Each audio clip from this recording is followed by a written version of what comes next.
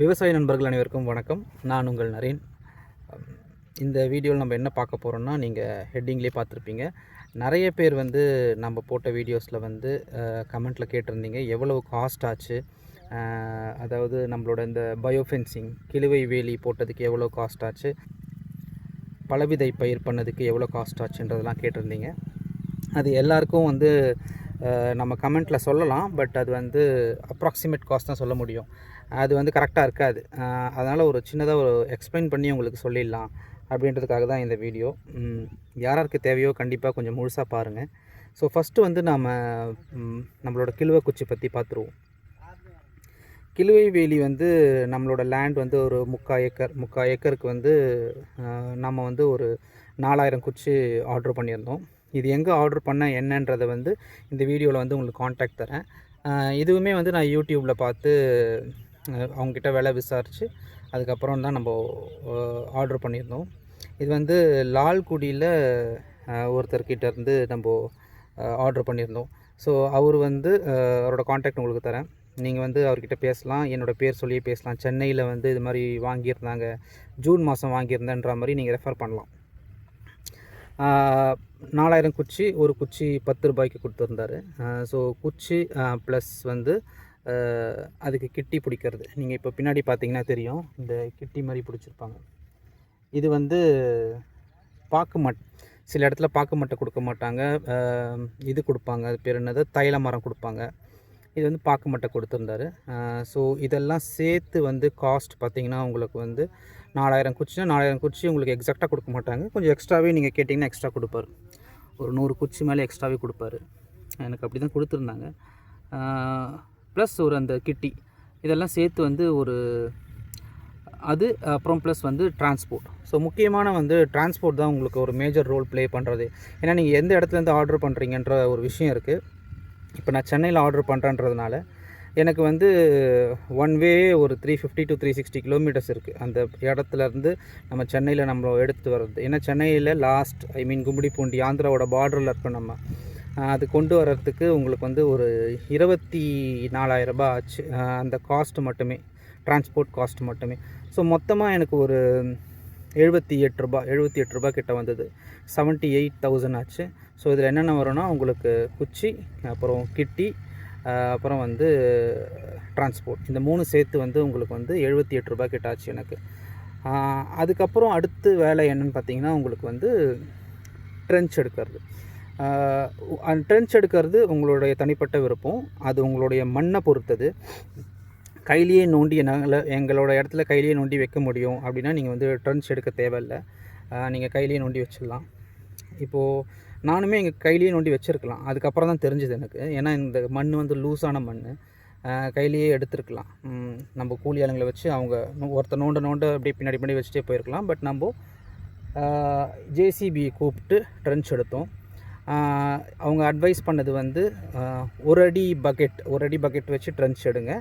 Trench எடுத்துகிட்டு மண்ணை அப்படியே போட்டுருங்க அது மேலே. அதுக்கப்புறம் குத்தி டைட் பண்ணுறதுக்கு வசதியாக இருக்கும் அப்படின்றது தான் எனக்கு குச்சி விற்றவர் அட்வைஸ் பண்ணார். பட் நம்ம ஜேசிபி கூப்பிடும்போது அவங்க வேறு ஒரு இடத்துல ஒர்க் பண்ணிகிட்டு இருந்தாங்க, ஒரு பில்டிங். அவங்க போட்டிருந்தது 2 அடி பக்கெட் போட்டிருந்தாங்க.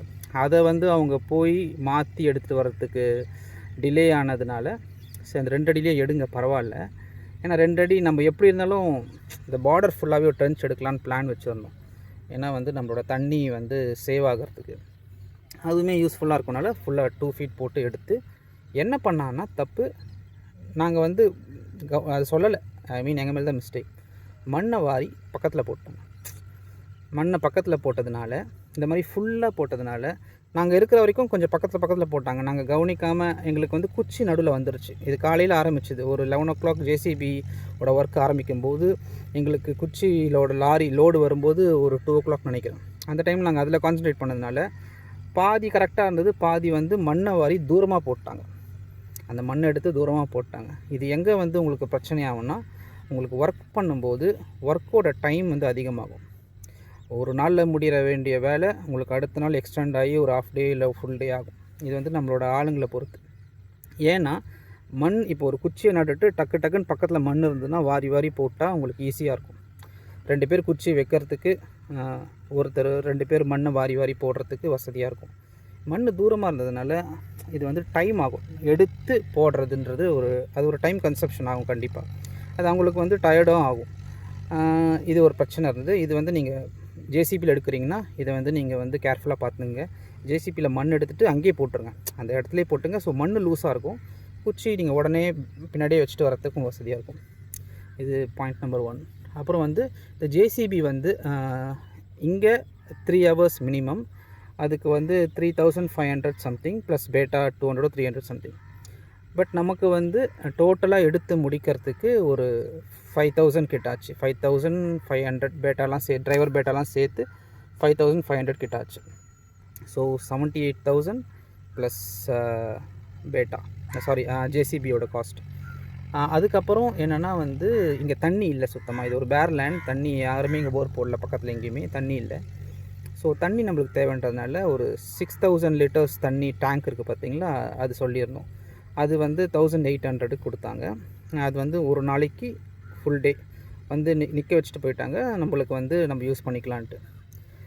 நீங்கள் முன்ன வீடியோலாம் பார்த்துருந்தீங்கன்னா தெரியும், நம்மளோட லோடு வரத்துக்கே மத்தியானம் ஆச்சு. காலையிலேயே தண்ணி வந்துருச்சு, கூலியாலும் காலையிலேயே வந்துட்டாங்க. ஏன்னா அவங்க வேறு வேலைக்கு போயிருப்பாங்க, நம்ம அவங்கள ஸ்டாப் பண்ணி இங்கே வர வச்சோம். தண்ணி வந்துருச்சு. அன்றைக்கி டே ஃபுல்லாகவே ஈவினிங் ஒரு 4 மணிக்கு தான் நம்ம வந்து குச்சி நட ஆரம்பித்தோம். ஸோ ஃபஸ்ட் டே அன்றைக்கி தண்ணி யூஸே ஆகலை. ஸோ அன்றைக்கி 1800 யூஸே ஆகலை, வேஸ்ட்.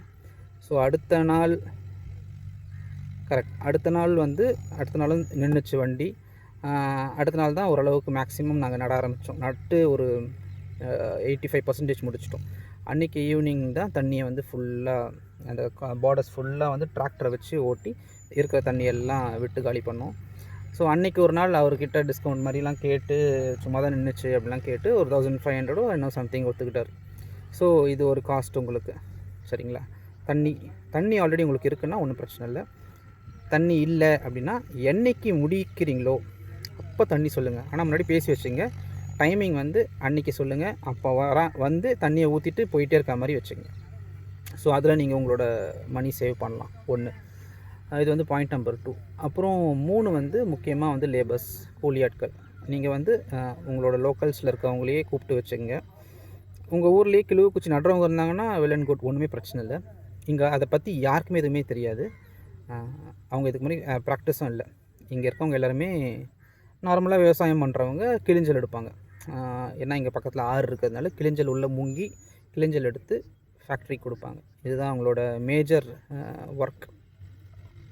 ஸோ அவங்கள வச்சு நம்ம ஃபுல்லாக வந்து இது பண்ணுவோம். ஸோ டே 1 4 பேரை சொல்லியிருந்தேன். ஒரு நாளைக்கு ஒருத்தருக்கு 1000 ரூபா. அன்றைக்கி எல்லாருமே ஒரு 2 மணி வரைக்கும் சும்மா தான் இருந்தாங்க. அதுக்கப்புறம் கொண்டு வச்சுருந்தாங்க. அன்றைக்கி 4000 கொடுத்தாச்சு. அப்புறம் அடுத்த நாள் 6 பேர் வர வச்சுருந்தோம். நான் வேலை டக்குன்னு முடியணும். 6 பேர் வர வச்சுருந்தோம், கூட நானும் அப்பா. ஸோ மொத்தம் 8 பேர். நீங்கள் கண்டிப்பாக இறங்கி வேலை செஞ்சால் மட்டும்தான் வந்து வேலை வேகமாக முடியும். நீங்கள் ஆட்களை சொல்லிட்டு சும்மா கை கட்டி நின்னா வேலை நடக்காது. நடக்கும், ஸ்லோவாக நடக்கும். நீங்கள் பக்கத்துலேயே இருந்து நீங்களும் வேலை செய்யணும். நீங்களும் வேலை செஞ்சால் தான் உங்களுக்கு வேகமாக வேலை நடக்கும். ஸோ அடுத்த நாள் 8 பேர், அவங்களுக்கு சாப்பாடு வாங்கி கொடுக்கறது இந்த மாதிரி. ஸோ 6, அன்றைக்கி ஒரு 6000 ரூபா ப்ளஸ் ஃபுட்டு ஒரு 500 ருபீஸ் சம்திங். இது டே 2.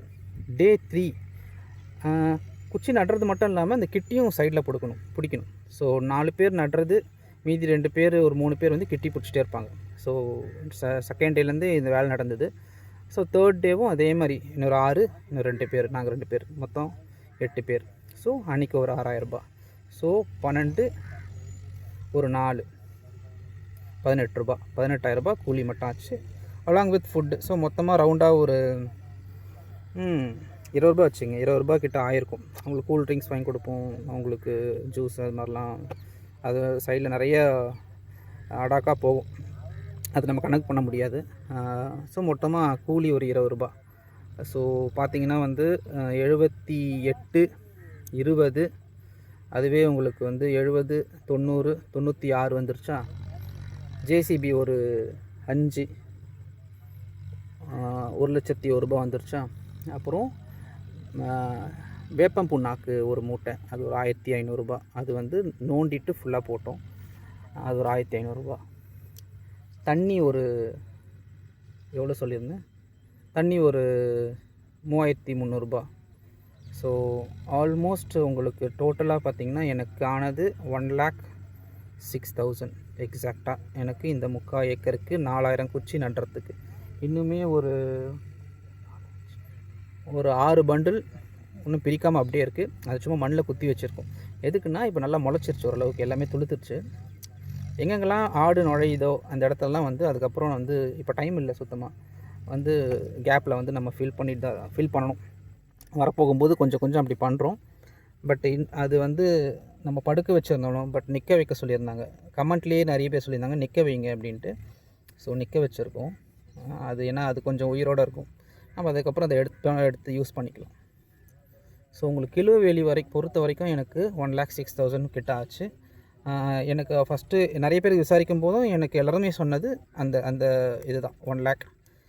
ஆனால் அவங்க சொன்னது வந்து அவங்க ஆட்கள் வருவாங்க, நீங்கள் ஸ்டே இங்கே அரேஞ்ச் பண்ணணும், ஃபுட் அரேஞ்ச் பண்ணணும், இதெல்லாம் சொல்லியிருந்தாங்க. எதுவுமே இல்லை. இப்போ நீங்கள் ஸ்டே அரேஞ்ச் பண்ணாலும் இங்கேருந்து ஒரு 10 to 12 கிலோமீட்டர் போகணும், ஹைவேக்கு போகணும். இல்லை இங்கே லோக்கல் யார்கிட்டனா வீடு கேட்டு அரேஞ்ச் பண்ணணும், அவங்களுக்கு ஃபுட்டெல்லாம் அரேஞ்ச் பண்ணணும். இதெல்லாம் நீங்கள் கணக்கு போட்டாலுமே உங்களுக்கு அந்த காஸ்ட் வந்துடும். ஸோ அதுக்கு வந்து நம்ம இங்கே லோக்கல்லேருந்து எடுத்துக்கிறது நல்லது. ஏன்னா நாங்கள் இங்கே இல்லை, சாட்டர்டே சண்டேஸ் தான் வருவோம், சென்னையிலேருந்து வந்து தான் பார்த்துட்டு போவோம். ஸோ அதுக்கு இங்கே இருக்கவங்களே பண்ணும்போது அவங்க ஆடு மாடு இந்த ஓரமாக தான் மேய்ப்பாங்க, அவங்களே கொஞ்சம் ஒரு கண்ணு வச்சுப்பாங்க. எதுனா சாஞ்சிருந்தாலோ இது பண்ணாலோ ஆடு உள்ளே போனாலோ அவங்க கொஞ்சம் பார்த்துப்பாங்க. ஸோ அது ஒரு பெனிஃபிட் இருக்குது நமக்கு. நாங்கள் பண்ண தப்புன்னு பார்த்திங்கன்னா இதுதான், தண்ணி, ஜேசிபி, இதை மட்டும் நீங்கள் கொஞ்சம் கவனமாக இருங்க. வேறு எதுவும் இல்லை. ஸோ கிலுவைக்கானது இதுதான். இதையே நாங்கள் வந்து cement post with diamond fencing கேட்டிருந்தோம். கோட்டு வாங்கும்போது 1,75,000 கிட்ட சொல்லியிருந்தாங்க. ஸோ எங்களுக்கு ஒரு 70,000 ரூபாய் கிட்ட லாபம். ப்ளஸ் இது வந்து உங்களுக்கு லைஃப் லாங் உங்களுக்கு வந்து எப்போவுமே இருக்கும், இந்த வேலி எப்போவுமே இருக்கும். அதனால் வந்து இதுதான் பயோஃபென்சிங்கோட ஒரு மேஜர் பெனிஃபிட். வேறு ஏதாவது டவுட் உங்களுக்கு இருந்ததுன்னா நீங்கள் வந்து கமெண்ட்டில் கேளுங்க. இதுதான் ஹிடன் காஸ்ட்லாம் எதுவுமே இல்லை, இதுதான் டோட்டலான காஸ்ட் எனக்கு. அதுக்கப்புறம் வந்து இது முடிச்சுட்டு நாங்கள் பண்ணது வந்து இந்த பழவிதை பயிர் பண்ணது. அதுவும் நிறைய பேர் கேட்டிருந்தீங்க, அதுக்கு எவ்வளோ செலவாச்சுன்னு பார்த்தீங்கன்னா வந்து இந்த பழவிதை வந்து 1 ஏக்கருக்கு அளவு உண்டான விதை வாங்கினோம். 20 வகையான விதை, மொத்தம் 20 கிலோ ஆர்டர் பண்ணியிருந்தோம். இதுவுமே யூடியூப்பில் பார்த்துட்டு ஒருத்தர் இந்த விதை மட்டுமே விற்கிறாரு ஈரோட்டில், அவரோட கான்டாக்டையும் தரேன், இந்த டிஸ்கிரிப்ஷனில் போட்டேன். அது ஒரு 2,000 or 2,500 நினைக்கிறேன், 2,500 கிட்ட ஆச்சு, கொரியர் சார்ஜஸோட சம்திங். அது ஒன்று. அப்புறம் வந்து அதுக்கு முன்னாடி நம்ம உழுதுடணும். தண்ணி உங்களுக்கு ஆல்ரெடி இருந்துச்சுன்னா பிரச்சனை இல்லை, தண்ணி இல்லைன்னா நீங்கள் தண்ணி அரேஞ்ச் பண்ணிக்கணும். இங்கே வந்து மழை இருந்தது, அதனால் இந்த சீசனில் பண்ணுறது எல்லாமே நம்ம ஆடி ஆரம்பித்த உடனே நம்ம எல்லா வேலையும் ஆரம்பித்தோம். ஏன்னா கண்டிப்பாக நம்மளுக்கு வீக்லி ஒன்ஸ் மழை இருந்துகிட்டே இருக்கும் அப்படின்ற ஒரு நம்பிக்கையில் அதே மாதிரி மழை வந்துட்டு தான் இருக்குது. ஸோ நம்ம டிராக்டர் கூப்பிட்டு ஒரு வாட்டி உழுதுட்டு பயிர் போட்டுட்டு திருப்பியும் உழுதும். ஸோ டிராக்டர் உழுதுறதுக்கு வந்து 1,200 சம்திங் ஆச்சு, இங்கே எல்லாமே லோக்கலில் இருக்கவங்க. ஸோ டோட்டலாகவே இதுக்கு பண்ணதுக்கு உங்களுக்கு வந்து அது ஒரு 2,500 and 1,200. ஸோ டோட்டலாக வந்து 3,700 அவ்வளோதான் செலவு, தண்ணி செலவு இல்லை. இதே நீங்கள் எரு வாங்கி அடிச்சிங்கன்னா அது எவ்வளோன்றது நீங்கள் கனெக்ட் பண்ணிங்க. ஏன்னா ஒரு ஊருக்கும் ஒரு லோடு எருன்றது ஒரு அமௌண்ட்டு டிஃபர் ஆகும், அது நீங்கள் கால்குலேட் பண்ணிங்க. இது வந்து ஒரு 2-3 மாதம், இது என்ன டைம் எடுத்துக்கும். எரு வந்து உடனே அடிச்சுட்டு நீங்கள் உடனே செடி வைக்கலாம். இது வந்து ஒரு 2.5-3 months கிட்ட நம்ம வெயிட் பண்ணோம். வெயிட் பண்ணிவிட்டு அதுக்கப்புறம் இது மேலேயே திருப்பியும் உழுது விட்டுடணும். அது ஒரு 600 rupees அப்படி ஆகும். ஸோ டோட்டல் காஸ்ட் வந்து இதுக்கானது அவ்வளோதான். இதுவும் வேறு ஏதாவது டவுட் இருந்துச்சுன்னா நீங்கள் கமெண்ட்டில் கேளுங்க. ஆல்ரெடி நான் ப்ரீவியஸ் வீடியோவில் என்ன விதைன்னு சொல்லியிருக்கேன், இதில் நான் உங்களுக்கு காண்டாக்ட்டு எல்லாமே தரேன்.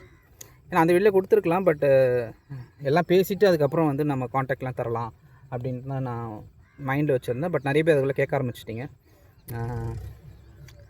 வேறு எதுவும் செலவு இல்லை. இதுக்கப்புறம் நம்மளோட பிளான் என்னென்னு பார்த்தீங்கன்னா, இங்கே ஒரு 10x16 சின்னதாக ஒரு ஷெட்டு வந்து போடணும் ஃப்ரண்ட்டில். இந்த பார்த்தீங்கன்னா அப்படியே நம்ம விட்டுருவோம் ஃபுல்லாக. பனைமரம் தெரியுது பார்த்தீங்களா, அந்த இடத்துல அது வரைக்கும் எதுவும் பண்ண போகிறதில்ல. இந்த ஃப்ரண்ட்டில் மட்டும் நாம் இது பண்ண போகிறோம். ஸோ இந்த கல்லெலாம் வாங்கியாச்சு. இந்த அடுத்த வீடியோவில் போடுறேன் அது என்னன்ட்டு. அதுக்கு காஸ்ட் வந்து உங்கள் ஊருக்கு நீங்கள் என்னவோ அதை நீங்கள் பார்த்துக்கணும். ஒரு இடத்துல ஒன்றும் டிஃபர் ஆகும். ஸோ இந்த ஆஷ் கல், அது பெரிய பெரிய கல் 8 inches கல், அது ப்ளஸ் சாண்டெலாம் ஆர்டர் பண்ணியிருப்போம். அதுக்கு உண்டான வேலையை ஆரம்பிக்கணும் இப்போ நெக்ஸ்ட்டு. ஓகே, அவ்வளோதான் நான் இந்த வீடியோவில் சொல்ல வந்தது. வேறு ஏதாவது உங்களுக்கு டவுட் இருந்துச்சுன்னா நீங்கள் வந்து கமெண்ட்டில் கேளுங்க. கண்டிப்பாக என்னால் முடிஞ்ச டவுட்ஸை நான் கிளியர் பண்ணுறேன். நன்றி, வணக்கம். இது வரைக்கும் நீங்கள் கொடுத்துருக்க சப்போர்ட் ரொம்ப ரொம்ப நன்றி. மேலும் மேலும் உங்களோட சப்போர்ட் அண்ட் வாழ்த்துக்கள் எல்லாமே வேணும். பார்த்தீங்களா, பீஸ் இருக்க கேப்பில் மாடு வந்து மேய்ஞ்சிட்ருக்கு. நான் அந்த வீடியோ முடிச்சுக்கிறேன். நான் போய் அந்த மாடை போய் திறத்தணும். ஸோ பாய், நன்றி, வணக்கம்.